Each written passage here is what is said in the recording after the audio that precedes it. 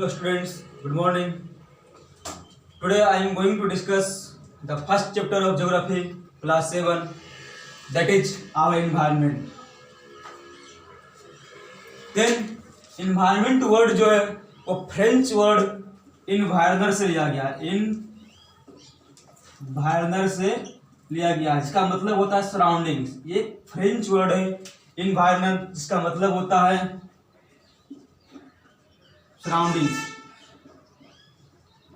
Surroundings का that means चारों तरफ, एनी प्लेस जो थिंग्स से चारों तरफ से कोई भी ऑर्गेनिज्म जो घिरे हुए है, सराउंडेड है, उसको बोलते हैं इन्वायरमेंट। देन क्लियर है कि कोई प्लेस जो लिविंग थिंग्स या तो और भी थिंग्स से, नॉन लिविंग थिंग्स से अपने चारों ओर घिरे हुए होते हैं, उसको बोलते हैं इन्वायरमेंट। अब ये लिविंग थिंग्स और जो नॉन लिविंग थिंग्स है, ये living things non living things जो मेन कंपोनेंट है, यानी कि कुछ थिंग्स ऐसे हैं जो नेचुरल है, नेचुरली एग्जिस्ट करते हैं, और कुछ थिंग्स ऐसे हैं जिसको ह्यूमन ने बनाया है। तो इसको बोलते हैं कंपोनेंट ऑफ इन्वायरमेंट, यानी कि नेचर जो है नेचुरल, नेचुरल और एक है मैन मेड, नेचुरल और मैन मेड। तो ये दो इंपॉर्टेंट कंपोनेंट है हमारे इन्वायरमेंट का, एक है नेचुरल कंपोनेंट, एक है मैन मेड कंपोनेंट।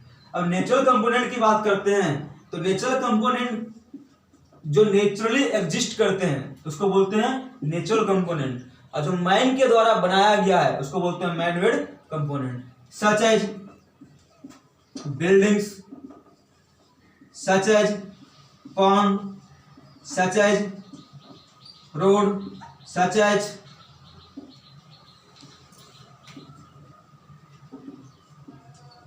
car,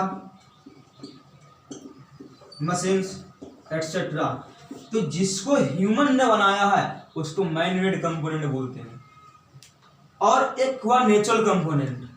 तो नेचुरल कंपोनेंट जो नेचुरली एग्जिस्ट करते हैं, जैसे air, water, animals, plants, that all are called natural component. And natural component is further divided into two main groups: biotic and abiotic component. Biotic component includes living organisms, and abiotic component includes non-living things. Biotic component, that is biosphere that have life. तो biosphere में जिसके पास क्या है, life है, उसको बोलते हैं biotic component. जैसे हो गया प्लांट्स, जैसे हो गया एनिमल्स, जैसे हो गया ह्यूमन बीइंग्स, ये सभी के पास लाइफ है। तो ये सभी क्या है, बायोटिक कंपोनेंट का जो है एग्जांपल है। अब अबायोटिक कंपोनेंट का जो मेन एलिमेंट्स है वो क्या है, तो है land, also called lithosphere. Land is also called lithosphere. है water, also called hydrosphere. Water is also called hydrosphere, and air is also called atmosphere. तो ये सारे थिंग्स जो है वो नॉन लिविंग है, so these are called abiotic component of natural things. Okay, next हम लोग डिस्कस करते हैं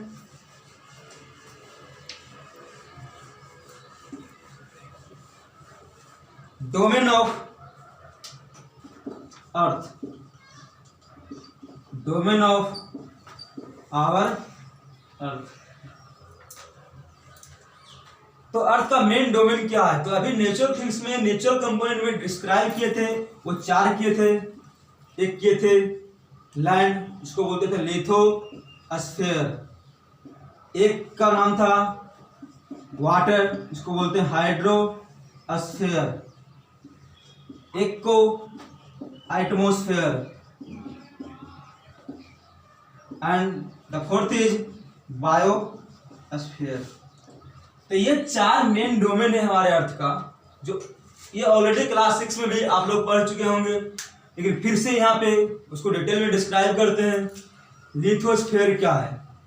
तो जो अर्थ सरफेस है, अर्थ सरफेस पे वाटर भी अवेलेबल है, हाइड्रोस्फीयर भी है, एटमॉस्फेयर भी है, बायोस्फीयर है। लेकिन अर्थ का जो आउटर मोस्ट सरफेस है, आउटर मोस्ट लेयर जो अर्थ सरफेस का है, आउटर मोस्ट लेयर जो हार्ड कह सकते हैं कि hard top layer of the earth, जो ये hard top layer of the earth है उसको बोलते हैं लिथोस्फीयर।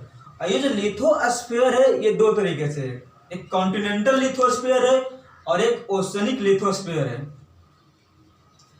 तो ये लिथोस्फीयर पे सॉइल अवेलेबल है।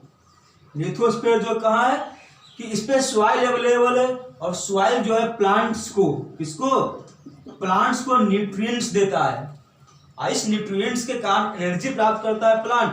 और प्लांट जो है वो डायरेक्टली और इनडायरेक्टली जितने भी एनिमल है वो क्या है? प्लांट्स पे डिपेंड करते हैं।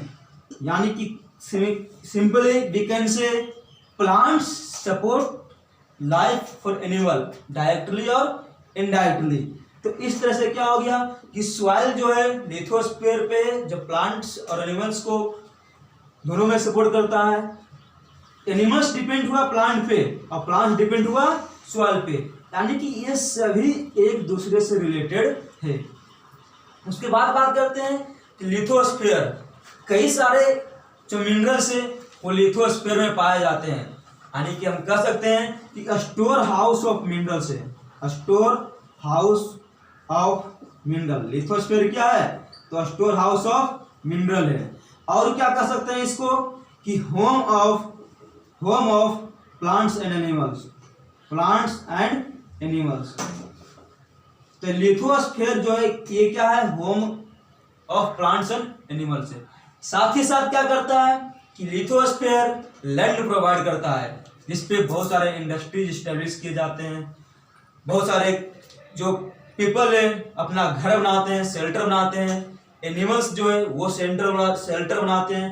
तो ये सभी एक दूसरे पर डिपेंडेंट है, और जो सब किस पे डिपेंड करता है? वो करता है लिथोस्फीयर पे डिपेंड करता है। उसके बाद लिथोस्फीयर के बाद है हाइड्रोस्फीयर। जो हाइड्रोस्फीयर आपका और नेक्स्ट क्लास में, नेक्स्ट वीडियो में बताया जाएगा। और आज तक जो है इसके बाद हाइड्रोस्फीयर, एटमॉस्फेयर, बायोस्फीयर। तो आज लिथोस्फीयर आई होप पूरा क्लियर हो गया होगा। Okay, thank you.